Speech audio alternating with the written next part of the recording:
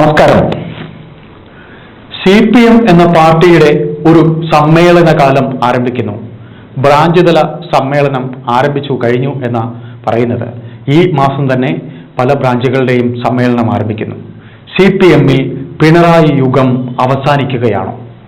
പിണറായിക്ക് ശേഷം ആര് എന്ന ചോദ്യം പാർട്ടിക്കകത്ത് ഉണ്ടാകുന്നു. കണ്ണൂർ ലോബിയിൽ പി ജയരാജൻ പിണറായിക്ക് എതിർ ശബ്ദമായി വരുന്നുവോ? പിണറായിയുടെ പിൻഗാമിയായി പിണറായി കണ്ടെത്തിയിരിക്കുന്ന P Sasi, political secretary P ശശിയും അദ്ദേഹത്തിന്റെ മരുമകൻ മുഹമ്മദ് റിയാസും പാർട്ടിയിലെ മറ്റുള്ളവർക്ക് അഭിമതരായി തീരുമോ? ഇവർ രണ്ടുപേരെയും പാർട്ടി അംഗീകരിക്കുമോ? അതുപോലെ ഇതുവരെ CPM എന്ന പാർട്ടിയിലെ അണികൾ അറിയാത്ത ചില സത്യങ്ങൾ മുഖ്യമന്ത്രി പിണറായി എന്ന CPM നേതാവിനെ കുറിച്ച് പിണറായിയുടെ നാട്ടുകാരനായ പാണ്ഡ്യാല ഷാജി ചില സത്യങ്ങൾ തുറന്നു പറയുന്നു. പാണ്ഡ്യാല ഷാജിയുടെ ചില തുറന്ന സത്യങ്ങൾ പിണറായിക്ക് നേരെയുള്ള കൂരമ്പുകൾ ആണോ എന്ന് നമുക്ക് കാണാം. പാർട്ടി ഈ സമ്മേളന കാലാവധി കഴിയുമ്പോൾ ഒഴിവ് വന്നേക്കാവുന്ന CC അംഗങ്ങൾ, പോളിറ്റ് ബ്യൂറോയിലെ അംഗങ്ങൾ, ഇവരൊക്കെ ആരൊക്കെയാവും? പാർട്ടിയിൽ ഇനി വരാൻ പോകുന്ന അടിമുടി മാറ്റത്തെക്കുറിച്ച് പാണ്ഡ്യാല ഷാജിയുടെ വാക്കുകൾ നമുക്ക് കേൾക്കാം. ഷാജിയേട്ടാ നമസ്കാരം. ചേട്ടാ, ഇപ്പോൾ CPMൽ ഉണ്ടായിരിക്കുന്ന ഈ തർക്കങ്ങളും പ്രശ്നവും ഒക്കെ CPM എന്ന പാർട്ടിയുടെ പിണറായി യുഗം അവസാനിക്കുകയാണോ? അതാണോ ഈ കാണുന്ന തർക്കത്തിനും പ്രശ്നങ്ങളിലേക്കും ഒക്കെ അതിന്റെ ഒരു ആരംഭമാണോ? ഒരു പാർട്ടി സമ്മേളനം ആരംഭിക്കാൻ പോകുന്നു, അതിന് മുന്നോടിയായി ഉണ്ടാകുന്ന തർക്കം. താങ്കളെപ്പോലെ പാർട്ടി പാരമ്പര്യമുള്ള ഒരു വ്യക്തിയോട് ഈ ചോദ്യത്തിന് ഒരുപാട് സ്ഥലങ്ങളുണ്ടെന്ന് ഞാൻ വിശ്വസിക്കുന്നു. ഒന്ന് പറയാമോ? തീർച്ചയായും ഇത് വളരെ ഗൗരവതരമായ ഒരു വിഷയമാണ്. ശരി, പിണറായി ഭക്തൻ എന്ന് പറയാൻ ഇഷ്ടമല്ല. പിന്നെ മിസ്റ്റർ വിജയന്റെ ഭക്തന്മാരായിരിക്കുന്ന ആളുകൾ ക്ഷമിക്കുക. വിജയന്റെ യുഗം അവസാനിക്കുന്നു, സമ്പൂർണമായിട്ട് അവസാനിക്കുന്നു. എന്തുകൊണ്ട് അവസാനിക്കുന്നു എന്നതാണ് അതിനകത്ത് പ്രധാനപ്പെട്ടിരിക്കുന്ന ഒരു വിഷയം. പാർട്ടിക്കകത്ത് ഇപ്പൊ പുത്തനായി വന്നിരിക്കുന്ന പ്രതിസന്ധിയുണ്ട്. ആ പ്രതിസന്ധികളുടെ ഒരു പ്രധാന കാരണക്കാരനാരാണെന്ന് TV അൻവർ ഉയർത്തിയിരിക്കുന്ന ഒരു വലിയ രാഷ്ട്രീയ വിഷയമാണ്. ആ രാഷ്ട്രീയ വിഷയത്തിന് നമ്മൾ പരിഗണിക്കേണ്ടിയിരിക്കുന്ന അല്ലെങ്കിൽ സൂക്ഷ്മബുദ്ധിയിൽ മനസ്സിലാക്കേണ്ടിയിരിക്കുന്ന വലിയ രാഷ്ട്രീയ മാനങ്ങൾക്കപ്പുറത്തേക്ക് CPIM നേരിടുന്ന വലിയ ഗൗരവതരമായിരിക്കുന്ന സംഘടനാ വിഷയങ്ങൾ. ആ സംഘടനാ വിഷയങ്ങളാണ് വാസ്തവത്തിൽ ഇപ്പോ കേരളത്തിനകത്തെ പ്രതിസന്ധിക്കകത്ത് മുളച്ചു നിൽക്കുന്ന ഒരു രാഷ്ട്രീയ വിഷയങ്ങൾക്ക് അപ്പുറത്തേക്ക്. രാഷ്ട്രീയ വിഷയങ്ങൾക്ക് വളരെ ഗൗരവമായാണ് നിലനിൽക്കുമ്പോൾ പോലും ഇത് വരുന്ന സമയത്ത് എന്താന്ന് പറഞ്ഞാൽ മുഖ്യമന്ത്രി മിസ്റ്റർ വിജയൻ എന്ന് പറയുന്ന ഒരാളെന്താന്ന് പറഞ്ഞാൽ ഈ പറയുന്ന ഒരു യുഗം അവസാനിക്കുന്നതോടെ വരുന്ന ഒരു കുഴപ്പം, ഇതിന് അനന്തരാവകാശി ആര് എന്നൊരു ചോദ്യമാണ്. ആ ചോദ്യത്തിന് ഒരു ഉത്തരം കണ്ടെത്താൻ മിസ്റ്റർ വിജയൻ ഇതുവരെ കഴിഞ്ഞിട്ടില്ല. രണ്ടാളുകളെയാണ് അയാൾ ഉദ്ദേശിക്കുന്നത്. അതിലൊന്ന് പി ശശിയാണ്, പൊളിറ്റിക്കൽ സെക്രട്ടറി. ഈ മുഹമ്മദ് റിയാസ്. ആ വിഷയത്തിന്റെ മേലെ വരുന്ന ഒരു വലിയ രാഷ്ട്രീയപരമായ തർക്കങ്ങൾ, സംഘടനാപരമായ തർക്കങ്ങൾ CPMനകത്ത് ഗംഭീരമായി നടക്കുകയാണ്. ഈ നടക്കുന്ന ഒരു വലിയ എന്താ പറയാ വലിയ മൂർച്ചയിൽ സംഗതി കടക്കുമ്പോൾ എത്തിച്ചേരാവുന്ന ഒരു നിഗമനമുണ്ട് നമുക്ക്. സാധാരണ പബ്ലിക്കായിരിക്കുന്ന മനുഷ്യന്മാർക്ക് അല്ലെങ്കിൽ രാത്രിയിൽ നിരീക്ഷിക്കുന്ന വലിയ പാരമ്പര്യമോ ഒന്നും നമുക്ക് വേണ്ട. അത്യാവശ്യം പത്രം വായിക്കുന്നത് നമുക്ക് മനസ്സിലാവുന്ന സാധനമുണ്ട്. നാളെ ഇയാൾ മുഖ്യമന്ത്രി സ്ഥാനത്തില്ലാതിരുന്നു കഴിഞ്ഞാൽ ഇയാൾ ഫേസ് ചെയ്യാൻ പോകുന്ന ഒരുപാട് കേസുകളുണ്ട്. ഈ കേസുകളെ അഭിമുഖീകരിക്കാൻ പറ്റിയിരിക്കുന്ന ഒരാളെ ഇവിടെ ഇരുത്തിയില്ലായെങ്കിൽ ഇയാളുടെ കുടുംബത്തിന്റെ കോളം തോണ്ടിപ്പോവും. ഈ പറയുന്ന ഇയാളുടെ 2 മക്കൾ അവര് നിർമ്മിച്ചു വെച്ചിരിക്കുന്ന, ഇയാൾ ഉണ്ടാക്കി വെച്ചിരിക്കുന്ന വലിയ അധോലോക സാമ്രാജ്യത്തിന്റെ മേലെ കെട്ടിപ്പൊക്കിയിരിക്കുന്ന വലിയ ശതകോടികൾ, ആ കോടികളെല്ലാം തന്നെ ശരിക്കും കേസ് നടത്താൻ വക്കീലിന് കാശ് കൊടുക്കാൻ കഴിയാത്തൊരവസ്ഥയിലേക്ക് വരാവുന്ന അത്ര ദയനീയമായിരിക്കുന്ന ഒരു പ്രതിസന്ധി ഇയാൾ നേരിടാൻ പോകുന്നത് ഇയാളുടെ മുമ്പിൽ കാണുന്നുണ്ട്. അപ്പൊ അങ്ങനെ വരുമ്പോൾ ഈ പാർട്ടിക്കകത്ത് ഞാൻ ഇവിടുന്ന് മാറേണ്ടി വന്നാൽ പോലും ഇതിനകത്ത് നിർവഹിക്കണം, എന്റേതായിരിക്കുന്ന ആളുകൾ നിശ്ചയിക്കണം. ആ നിശ്ചയിക്കാനുള്ള രണ്ടാളുകളാണ്, ഒന്ന് പി ശശി, മറ്റൊന്ന് മുഹമ്മദ് റിയാസ്. ഈ രണ്ട് സംഭവങ്ങളെയും ഒരിക്കൽ പോലും അംഗീകരിക്കില്ല, മറുപക്ഷങ്ങൾ അംഗീകരിക്കില്ല. ഇതെന്തുകൊണ്ട് അംഗീകരിക്കില്ല എന്നൊരു വിഷയവുമില്ലാത്ത ആ വിഷയത്തിന്റെ മേലെയാണ് CPIM സംസ്ഥാന സെക്രട്ടറിയായിട്ട് ഇപ്പോൾ ഇരിക്കുന്ന എം പി ഗോവിന്ദൻ. ഈ ഗോവിന്ദന് വന്നാന്ന് പറഞ്ഞാൽ 75 വയസ്സിലേക്ക് കടക്കാൻ, 75 വയസ്സിലേക്ക് കടക്കുന്നുമില്ല, 75 വയസ്സിന്റെ ആ ഒരു പരിധിയിലേക്ക് അയാൾ പോവുകയാണ്. അയാൾ പോയി കഴിഞ്ഞാൽ പിന്നെ ഇതിനകത്ത് ആര് ഉണ്ടായിരിക്കും? അതിനകത്ത് വരേണ്ടിയിരിക്കുന്ന ആളാരായിരിക്കും? ഏറ്റവും യങ്ങസ്റ്റ് ആയിരിക്കുന്ന ആളുകളേക്ക് ഇരുത്തണം. യങ്ങസ്റ്റ് ആയിരിക്കും, അതായത് നമ്മളെപ്പോഴും ഞാൻ പറയുന്ന സംഭവമാണ് ഞാൻ പറയുന്നത്. ഏറ്റവും സൂക്ഷ്മമായി ശ്രദ്ധിക്കുന്ന കാരണം ഈ പറയുന്ന മിസ്റ്റർ വിജയൻ എന്ന് പറഞ്ഞ ഒരാള്, അയാൾ ഒരിക്കലും ആലോചിക്കുന്നത് 1 വർഷത്തേക്കോ 2 വർഷത്തേക്കോ അല്ല, അല്ലെങ്കിൽ 10 വർഷത്തേക്കോ അല്ല. അതിനേക്കാൾ ഒരു 20-25 വർഷക്കാലത്തേക്ക് ഉണ്ടായിരിക്കുന്ന അജണ്ടയെ മുൻകൂട്ടി നിശ്ചയിച്ച് അതിനകത്ത് ഒരു മൃഗതുല്യമായ മാനസികാവസ്ഥയോടെ, മൃഗതുല്യമായ അക്രമോത്സുകതയോടെ, മൃഗതുല്യമായിരിക്കുന്ന വേട്ടയോടെ അയാൾ എന്ത് ചെയ്യുന്നു കഴിഞ്ഞാൽ അയാൾ ലീഗയെ അയാൾ കീഴ്പ്പെടുത്തും. ഈ കീഴ്പ്പെടുത്താണ് അയാളുടെ നിലവിലുണ്ടായിരിക്കുന്ന ഒരു പൊളിറ്റിക്കൽ ഹിസ്റ്ററി. അതാണ് ശരിക്കും. അത് മനസ്സിലാവണമെങ്കിൽ അയാൾ ക്രിമിനൽ ഹിസ്റ്ററി ഓഫ് മാൻകൈൻഡ് എന്ന വിഖ്യാതമായിരിക്കുന്ന കോളമിൻസിന്റെ പുസ്തകം വായിച്ചു നോക്കിയാൽ മാത്രമേ ഇയാളുടെ ഈ ഒരു ക്രോണോളജിക്കൽ ഡെവലപ്മെന്റ് എന്താണ് നമുക്ക് മനസ്സിലാവും. അങ്ങനെ വരുമ്പോൾ ഇതിന്റെ മുമ്പിൽ നിലനിർത്താവുന്ന ആൾ ആര് എന്ന ചോദ്യമുണ്ട്. ആ ചോദ്യത്തിന് നേരെ വന്നിരിക്കുന്ന വെല്ലുവിളിയാണ് സംഘടനാപരമായി, രാഷ്ട്രീയമായല്ലേ ഞാൻ ആവർത്തിക്കാം, സംഘടനാപരമായി ആര് ഉയർത്തിയത്? അത് പി ജയരാജൻ CPIM-നകത്ത് ഉയർത്തിയിരിക്കുന്ന ഒരു വിഷയമാണ്. CPIM-നകത്ത് ഉയർത്തിയ വിഷയമാണ് തെക്കപ്പിക്കത്ത്. അതിനെ അനുബന്ധമായാണ് ആര് വരുന്നത്? ഈ പറയുന്ന PV അൻവർ ഇതിനകത്ത് ഒരു കക്ഷി ചേരുകയാണ്. അതിനകത്ത് എന്തിനാണ് കക്ഷി ചേരുന്നത്? അതിനകത്താണ് ഈ സാമ്പത്തിക രാഷ്ട്രീയ വിഷയങ്ങൾ അതിനകത്ത് വളരെ പ്രധാനപ്പെട്ട വിഷയങ്ങളായിട്ട് മാറുന്നത്.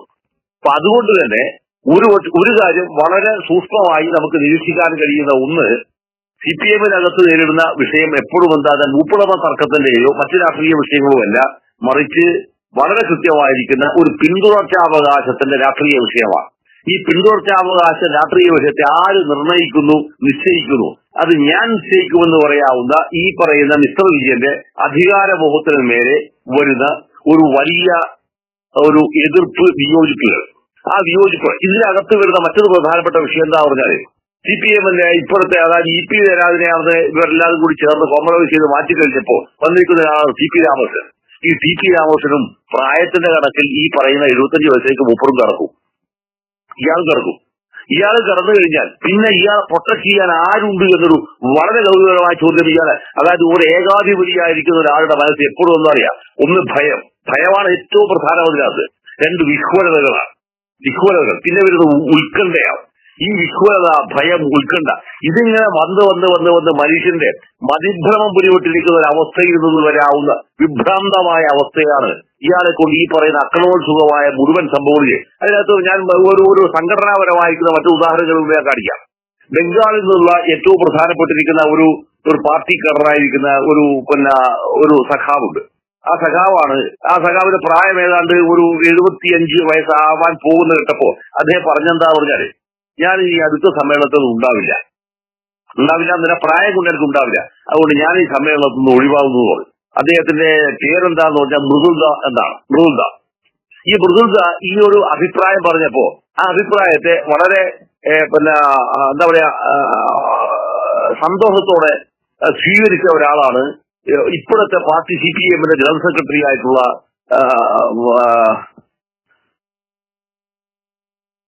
സീതാറാം യെച്ചൂരി. അദ്ദേഹം അത് സ്വീകരിച്ചു. ഈ പറയുന്ന സംഭവത്തിന്റെ തുടർച്ചയായിട്ടാണ് കേരളത്തിൽ എല്ലാ സ്ഥലത്തും ഈ സാധനം വരുന്നത്. ഈ പറയുന്ന പാർട്ടിയുടെ ഒരു പ്രായത്തിന്റെ വിഷയം. എന്തിനാണ് ഈ സാധനം വന്നതെന്നറിയോ? നമ്മുടെ ഒരു സംഘടനാപരമായ ഒരു പാർട്ടിക്കകത്ത് നിൽക്കുമ്പോൾ നിങ്ങൾക്ക് ചെയ്യാനുണ്ടായിരിക്കുന്ന എല്ലാ വൃത്തികേടുകളും നിരന്തരമായി ചെയ്തുകൊണ്ടുണ്ടായിരിക്കുന്ന സാധ്യതയെ ഒഴിവാക്കണമെന്ന് പറയുന്ന ഒരു അവസ്ഥയൊന്നും ആയിരിക്കില്ല. ശരിക്കും മൃദുല എന്ന് പറയുന്ന അദ്ദേഹം ഇതിനെ കണ്ടിട്ടുണ്ടാവുക. പകരം എന്തായിരിക്കും? ഒറ്റ സാധനം മാത്രമേ ഉണ്ടാവുള്ളൂ.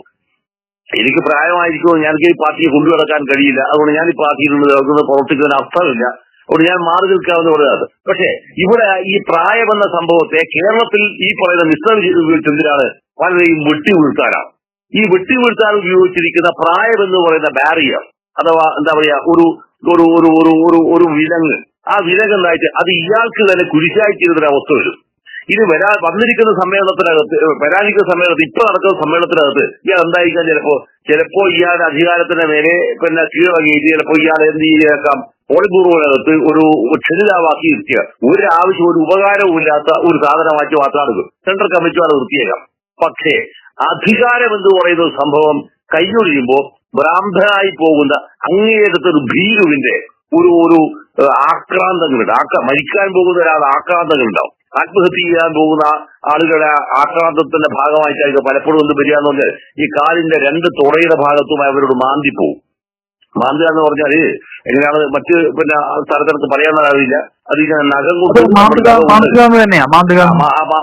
പോകും. ആ മാന്തി പോയിച്ചപ്പോ അവിടെ എന്താ പറയുക, ചോര വരും അതിനകത്ത്.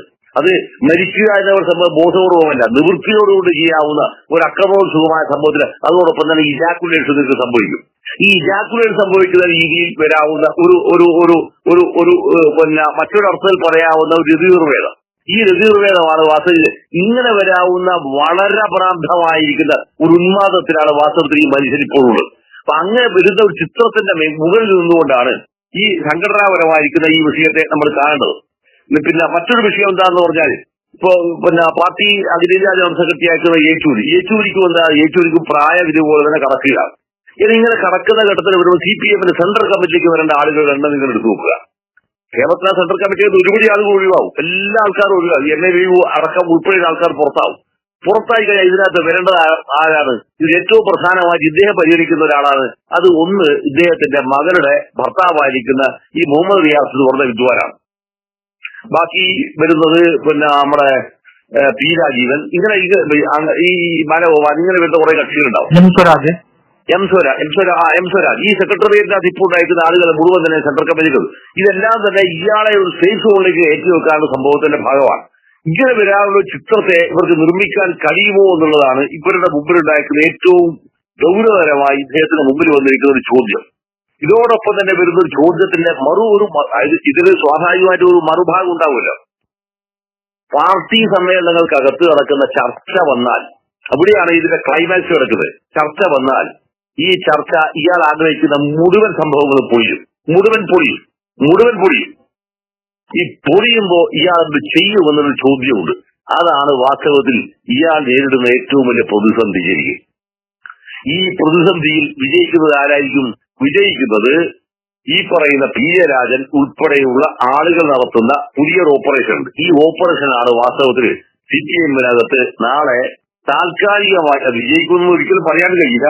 താൽക്കാലികമായെങ്കിലും അത്തരത്തിലവസ്ഥ അവിടെ വരുന്നൊഴികൾ നമ്മൾ ഈ പ്രായം എന്ന സംഭവം ചെയ്യുന്നൊഴിക. പ്രായം ചിലപ്പോൾ വഴിമാറിപ്പോവാം. പ്രായം വഴിമാറിപ്പോകുന്ന എവിടെയാണ്? അനുഭവ സമ്പത്തിന്റെ അടിസ്ഥാനത്തിൽ, യുക്തിപത്രയുടെ അടിസ്ഥാനത്തിൽ, മാനവിക അടിസ്ഥാനത്തിൽ പ്രവർത്തിക്കുന്ന ആലോചിക്കുന്ന ആളുകൾ ഇതിനകത്ത് വരണമെന്ന അഭിപ്രായം വന്നു കഴിഞ്ഞാൽ ഈ പറയുന്ന എല്ലാ കണ്ടീഷൻസും മാറും. ഇങ്ങനെ മാറുക എന്ന് പറയുന്ന ഒരു പ്രതിഭാസം ഒഴിച്ച് ബാക്കിയെല്ലാം തന്നെ മാറ്റത്തിന് വിധേയമാണെന്ന് പറയാവുന്ന ഒരു പുതിയ രീതിയിലേക്ക് CPIM-ന്റെ സംഘടനാ രീതിക്കകത്ത് ഇവരുടേതായിരിക്കുന്ന ആവശ്യങ്ങൾക്ക് വേണ്ടി നിർമ്മിച്ചിരിക്കുന്ന ഒരു രീതിയുണ്ട്. പ്രത്യേകിച്ചും ഈ പറയുന്ന ഒരു നിയോലിബറൽ കാലം 1990 ശേഷം വന്നിരിക്കുന്നത് ആ സംഭവങ്ങൾ മുഴുവൻ തന്നെ അട്ടിമറിക്കപ്പെടാൻ പോകുന്ന ഒരു സമ്മേളനത്തെയും കൂടിയായിരിക്കും വാസ്തവത്തിൽ CPIM-ന്റെ ഈ പുതിയ സമ്മേളനം ഫേസ് ചെയ്യുക എന്നാണ് എനിക്ക് പിന്നെ തോന്നുന്നത്. അയ്യപ്പദാസ്. ചേട്ടാ, ചേട്ടൻ എന്നോട് ഒരിക്കൽ സംസാരിച്ചപ്പോൾ പറഞ്ഞിട്ടുണ്ട്, ഇപ്പോ ചേട്ടൻ പറഞ്ഞ അതേ വാചകമാണ്. പിണറായി വിജയൻ എന്ന സാധാരണക്കാരനായ കണ്ണൂരിൽ നിന്നുള്ള യുവാവ് ഇന്ന് ഈ മുഖ്യമന്ത്രി ആയത് അടുത്ത 25 വർഷത്തേക്ക് താൻ മുൻകൂട്ടി ചിലത് കണ്ടുകൊണ്ട് ചെയ്തത് കൊണ്ടാണ് എന്ന് ചേട്ടൻ എന്നോട് ഒരിക്കൽ ഒരു ചൈനീസ് കഥയുമായി ബന്ധപ്പെടുത്തി എന്നോട് പഴമൊഴിയുമായി ബന്ധപ്പെട്ട് ചേട്ടൻ എന്നോട് പറഞ്ഞിരുന്നു. അപ്പോ അദ്ദേഹം ഇപ്പോ ഈ പറയുന്ന രീതിയിൽ അദ്ദേഹത്തിന്റെ വാർദ്ധക്യകാലം ജയിലിൽ അല്ലെങ്കിൽ മറ്റ് കേസും കോടതിയുമായി ഇരിക്കാനായി സേഫായി ഒരാളെ അദ്ദേഹത്തിന് കണ്ടെത്താൻ കഴിയില്ല എന്നാണോ ഒരു നിരീക്ഷകൻ എന്ന രീതിയിൽ തീർച്ചയായിട്ടും നിരീക്ഷിക്കുക. അതിന്റെ മുകളിലാണ് ഞാൻ പറയും. ഇനി ഇതിനകത്ത് ഞാൻ ഒരു അല്പം കൂടി സാധനം ഞാൻ കടത്തി പറയാം. ഒരിക്കലും ജീവിതത്തിൽ ഒരു സ്ഥലത്ത് പോയാൽ ഡിസ്ക്ലോസ് ചെയ്യാത്തൊരു സാധനമാണ് കൂടി ഞാൻ പറയുന്നത്. ഇന്നേ വരെ ഒരു സ്ഥലത്ത് ഞാൻ ഡിസ്ക്ലോസ് ചെയ്യില്ല. പക്ഷെ ഞാൻ നിങ്ങളോട് പറയാം, പിന്നെ ഈ ക്രൈമിനോട് ഞാൻ പറയാം. അതെന്താ സംഭവം എന്ന് പറഞ്ഞാല് ഇയാൾ പാർട്ടി സെക്രട്ടറി ആയിട്ട് ഇയാളെ നിശ്ചയിക്കുന്ന പാർട്ടി യോഗം നടക്കുകയാണ് തിരുവനന്തപുരത്ത്. ഈ പറയുന്ന ഷാജി എന്ന് പറഞ്ഞ ഞാൻ അന്നേരം തിരുവനന്തപുരത്ത് സീക്കോപ്പർട്ടി ബാങ്കിന്റെ പബ്ലിക് റിസോഴ്സ് ഓഫീസറായിട്ട് 7ാമത്തെ നിലയിൽ ഞാൻ ഇരിക്കുക. തൃശ്ശൂർ വെച്ച സമ്മേളനത്തിലല്ലേ അദ്ദേഹത്തിന് പാർട്ടി സെക്രട്ടറി ആയിട്ട് എടുക്കുന്നത്? തൃശ്ശൂർ അതല്ല സമ്മേളനമല്ല. സമ്മേളനത്തെക്കാൾ മുൻപായി പാർട്ടി സംസ്ഥാന സെക്രട്ടറിയും സംസ്ഥാന കമ്മിറ്റി ചേർന്നിട്ടാണ് ഇദ്ദേഹത്തെ എടുക്കുന്നത്. ഇദ്ദേഹം അന്നേരം ശരിക്കും എന്താ പറഞ്ഞാല് കേരളത്തിലെ വൈദ്യുതി സഹകരണ വകുപ്പ് മന്ത്രിയാണ്. അതെ, വൈദ്യുതി സഹകരണ വകുപ്പ് മന്ത്രിയാണ് അത്. അപ്പൊ ഇദ്ദേഹം അതായിട്ടിരിക്കുന്നത് ഞാൻ സീക്കോപ്പർട്ടി ബാങ്കിന്റെ PR-ഉമാണ്. ഇയാള് എന്റെ മന്ത്രിയുമാണ്. അങ്ങനെ ഒരു അവസ്ഥയിലുണ്ടാവും. ഞാനിപ്പോ തന്നെ കേരളത്തിലെ മൊത്തം സഹകരണ സ്ഥാപനങ്ങളുടെ ഒരു 14 ജില്ലാ ബാങ്കുകളുടെയും ഒരു അർബൻ ബാങ്കുകളുടെ എല്ലാത്തിനും PR വലിയ പോസ്റ്റ് ഇരുന്ന ഒരാളാണ് ഞാൻ. ഇതെല്ലാം ഇരിക്കുന്ന ഘട്ടത്തിൽ പോലും ഇതെല്ലാം അവിടെ നിൽക്കുകയാണ്. ഈ സന്ദർഭത്തിലാണ് എനിക്കൊരു ഫോൺ വിളിച്ചതിനോട് പറയാതെ ഇയാള് പാർട്ടിയുടെ സെക്രട്ടറി ആവുന്നു. അപ്പൊ ഈ സത്യം എന്ന് പറഞ്ഞാല് എന്നെ ഇയാൾ നശിപ്പിച്ചിരിക്കുന്ന ഒരു സംഭവത്തിന് മേലെ ഒരു വ്യക്തി എന്ന നിലയിൽ എനിക്കുണ്ടാവുന്ന ഒടുങ്ങാത്ത ദേഷ്യവും ഒടുങ്ങാത്ത എന്താ പറയാ സങ്കടവും എനിക്ക് അതിനകത്ത്. കാരണം എന്റെ ശരീരം തകർത്ത് കളഞ്ഞ മറ്റുള്ള വിഷയങ്ങളൊന്നുമില്ല, അതെല്ലാം മറ്റെല്ലാം നമുക്ക് അതെല്ലാം പരിഹരിക്കാവുന്ന വിഷയങ്ങൾ. ശരീരം തകർത്ത് കളഞ്ഞിരിക്കുന്ന ക്രൂരമായ ആക്രമണത്തിന് വിധേയമായതുകൊണ്ട് അപ്പൊ ഞാൻ ഇദ്ദേഹത്തോട് ഈ എന്നെ വിളിച്ചു പറഞ്ഞിരിക്കുന്ന CPM AK സെന്ററിനകത്ത് വിളിച്ചു പറഞ്ഞിരിക്കുന്ന സഖാവിനോട് ഞാൻ ചോദിച്ചു, അല്ല ഇത് സത്യമാണോ എന്ന് ചോദിച്ചു. ആണ് എന്ന് പറഞ്ഞപ്പോ വളരെ വിശ്വസ്തനായിരിക്കുന്ന സഖാവാന്ന് വിളിച്ചു പറയുന്നത്. വളരെ വിശ്വസ്തനല്ല, വളരെ ബഹുമാനിക്കുന്ന സഖാവാന്ന് വിളിച്ചിട്ട് പറയുന്നത്. ഞാൻ ഈ സംഭവം അതേ സമയത്ത് തന്നെ എന്റെ ഫോണിൽ നിന്ന്, അതായത് സീക്കോപ്പർട്ടി ബാങ്കിന്റെ PRO ആയ എന്റെ ഫോണിൽ നിന്ന്, എന്റെ ക്യാബിനകത്തെ ഫോണിൽ നിന്ന് വിളിച്ചിട്ട് എന്റെ അച്ഛൻ പാണ്ഡ്യാല ഗോപാലിനെ ഞാൻ പിണറായി വീട്ടിലേക്ക് വിളിക്കുക. എന്റെ വീട്ടിലെ ലാൻഡ് ഫോൺ നമ്പർ എന്ന് പറഞ്ഞാൽ 3826 ഈ 90 ഞാൻ ഫോൺ വിളിക്കുന്നു. പാണ്ഡ്യാല ഇവിടെ ഉണ്ട്. പാണ്ഡ്യാല ഉച്ചക്ക് ഏതാണ്ട് 2-2:15 മണിയോടെയാണ് ഉച്ചക്ക് 2:15 ഞാൻ അച്ഛൻ ഫോൺ എടുത്തു.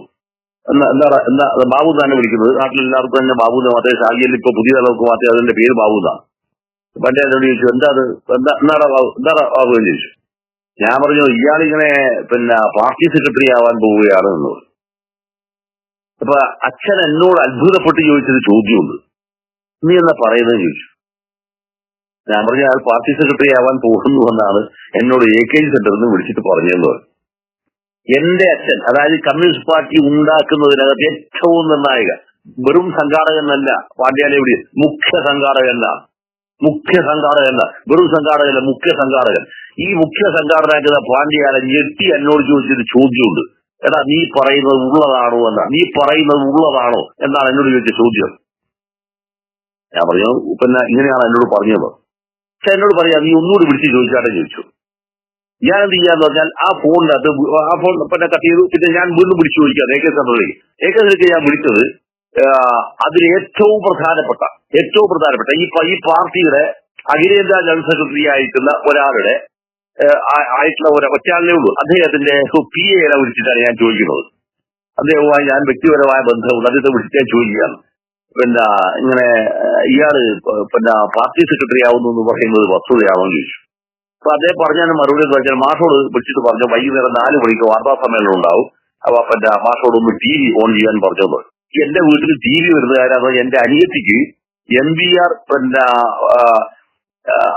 സംസ്ഥാന സഹകരണ വകുപ്പ് മന്ത്രിയായപ്പോ ഉണ്ടായിരിക്കുന്ന ഒരു ആളുകളെ സഹകരണ ബാങ്കിലേക്ക് എടുക്കുമല്ലോ. ആ എടുക്കുന്നതിന്റെ ഭാഗമായി കിട്ടിയിരിക്കുന്ന സംഭവമാണ് എന്റെ അനിയത്തിക്ക് എടുക്കുന്നത്. ജില്ലാ ബാങ്കിന്റെ അത് കിട്ടിയിരിക്കുന്ന നിയമനമല്ല. അത് വളരെ കൃത്യമായി മൂപ്പർ പരീക്ഷയിൽ പാസ്സായിരിക്കുന്ന ഒരാളാണ്. ആ സഹോദരി വാങ്ങിയിരിക്കുന്ന TV-യാണ്, അതിനകത്തുള്ള TV, ടെലക്ട്രോണിന്റെ TV-യാണ്. ആ TV-യിൽ അത് സാധനം കാണുന്നത് വലിയ കൊടയിൽ വെച്ചിട്ടുള്ള സംഭവം. ആ TV-യിൽ അത് കണ്ടു. ഞാൻ അച്ഛനോട് വിളിച്ചു പറഞ്ഞു. അച്ഛൻ അന്നേരം എന്റെ അച്ഛൻ എന്നോട് പറഞ്ഞൊരു കമന്റ് ഉണ്ട്, അയ്യപ്പദാസ്. എന്താ പറയുന്നത്, ഈ പാർട്ടിയുടെ ഉദകക്രിയ ഇവൻ നടത്തും. ഇത് ഞാൻ ഇന്നേ വരെ ഒറ്റ ചാനൽ ഞാൻ പറഞ്ഞില്ല. ഈ പാർട്ടിയുടെ ഉദകക്രിയ ഇവൻ നടത്തും, അയാളുടെ കഥയും കഴിക്കും. ഈ പാർട്ടിയുടെ ഉദകക്രിയ ഇവൻ നടത്തും, അയാളുടെ കഥയും കഴിക്കും. അയാളെന്ന് പറഞ്ഞ ആരാന്ന് പറയും, ഇവള് അത് VS അച്യുതാനന്ദനാണ്. VS ആണ് ഇദ്ദേഹത്തിന്റെ പേര് നിർദ്ദേശിച്ചത് അല്ലേ? അല്ലല്ല, അത് ഞാൻ ഇങ്ങോട്ട് പറയാം. അത് അങ്ങനെയല്ല, അത് ഞാൻ ഇങ്ങോട്ട് പറയാം. അത് തെറ്റായ വിവരമാണ്. അത് ശരിയല്ല. ഉദകക്രിയ നടത്തുന്നു. അപ്പൊ ഞാൻ ഈ സംഭവം ആരോട് പറഞ്ഞു പറഞ്ഞാൽ സ്വാഭാവികമായിട്ടും ഞാൻ CMD-യുടെ അന്നത്തെ ഒരു വളരെ സ്റ്റേറ്റിൽ മുഴുവൻ തന്നെ നിറഞ്ഞ് കളനിറഞ്ഞാടിയിട്ട് പ്രസംഗിക്കുന്ന ഒരാളാണ്, എല്ലാവർക്കും അറിയുന്ന ഒരാളാണ്. ചെല്ലുള്ളൂ ഞാൻ MPR-ഓട് പറഞ്ഞു, MPR ഇങ്ങനെയാണ് പാണ്ഡ്യാലെ പറഞ്ഞതെന്ന്. അപ്പൊ അന്ന് വൈകുന്നേരം സെക്രട്ടേറിയറ്റ് MLA ക്വാർട്ടേഴ്സിനെ തൊട്ട് പുറകിലുള്ള കുന്നുകുടി ഈ കുന്നുകുടിയിൽ അന്ന് അവിടെ ഒരു പൊതുയോഗമുണ്ട്, CMB-യുടെ പൊതുയോഗമുണ്ട്. ആ CMB-യുടെ പൊതുയോഗത്തിനകത്ത് MPR ഈ പറയുന്ന അതിനകത്ത് ഒരു പ്രാസംഗികനാണ് ഞാനും. അവിടെ അന്ന് പ്രസംഗിക്കുന്ന സമയത്ത് MPR ഈ സാധനം അന്ന് പ്രസംഗിക്കുകയാണ്, കൃത്യമായി പ്രസംഗിക്കുകയാണ് സംഭവം. ഇത് MPR എന്ന് പറഞ്ഞെന്താ പറഞ്ഞാൽ എന്റെ ഏറ്റവും അടുത്തിരിക്കുന്ന ഒരു പാർട്ടി സഖാവ്, ഒരു കമ്മ്യൂണിസ്റ്റ് പാർട്ടി ഉണ്ടാക്കിയ സഖാവ് പറഞ്ഞത് ഇവൻ ഇതിന്റെ ഉദകക്രിയ നടത്തുമെന്ന് പറഞ്ഞിരിക്കുന്നുവെന്ന ഒരു സംഭവത്തോടുകൂടിയാണ് MPR അത് പറയുന്നത്. അപ്പൊ ഇത് എന്താന്ന് പറഞ്ഞാൽ ഇത് ഇയാൾ എന്താണ് എന്ന് കൃത്യമായി തിരിച്ചറിഞ്ഞിരിക്കുന്ന മനുഷ്യന്മാരുണ്ടായിരുന്നില്ല. അതിന്റെ പരിസമാപ്തിയാണ് ഇവിടെ വരുന്നിരിക്കുന്ന സംഭവം. ഈ പരിസമാപ്തിയിൽ നിന്നുകൊണ്ട് വേണം നമ്മൾ ഈ പറയുന്ന സംഘടനാപരമായി ഇയാൾ ചെയ്തു കൂട്ടിയിരിക്കുന്ന സംഭവത്തെ ഇതല്ല തെമ്മാടിത്തത്തെ ശരിക്കും നമ്മൾ വിലയിരുത്തണം. ആ വിലയിരുത്തലിന്റെ അകത്ത് വെച്ചാണ് ഒറ്റ കാര്യം മാത്രമേ ഇത് നശിപ്പിക്കുന്നത് ഇയാൾക്ക് യാതൊരു സന്ദർഭമില്ല. ഇതിനകത്ത് ഏതെങ്കിലും ഒരു പാർട്ടി സഖാവ്, ഏതെങ്കിലും ഒരു പാർട്ടി കോമ്രേഡ്, ആ പാർട്ടി കോമ്രേഡ് എല്ലാ വായ്പകളും ചെയ്യപ്പെടുക. കാരണം ആ കോമ്രേഡ് ഇയാൾക്ക് ശത്രു മാത്രമാണ്, വേറൊന്നുമല്ല, ശത്രു മാത്രമാണ്. എന്തുകൊണ്ടാണ് ആ കോമ്രേഡ് ഈ പാർട്ടിക്കകത്തുനിന്ന് ഒരു എന്താ പറയാ മാറി ചിന്തിക്കുകയോ അല്ലെങ്കിൽ മറ്റെന്തെങ്കിലും ആയിത്തീരുകയോ ചെയ്യുന്ന ചോദ്യം പോലും ചോദിക്കേണ്ട കാര്യമില്ല. കാരണം ഇയാൾക്ക് ഈ പാർട്ടിക്കകത്തുള്ള ഒരു സംഭാവനയും ഇയാൾ പാർട്ടിക്ക് നൽകിയിട്ടില്ല. അതുകൊണ്ടാണ് PV അൻവർ എന്ന് പറയുന്ന ഒരാൾ പറയുമ്പോൾ ഇയാൾ ചൂണ്ടിപ്പോന്നാടിയാണ്, ഇയാൾ തീർന്നു പോകില്ല അവിടെ.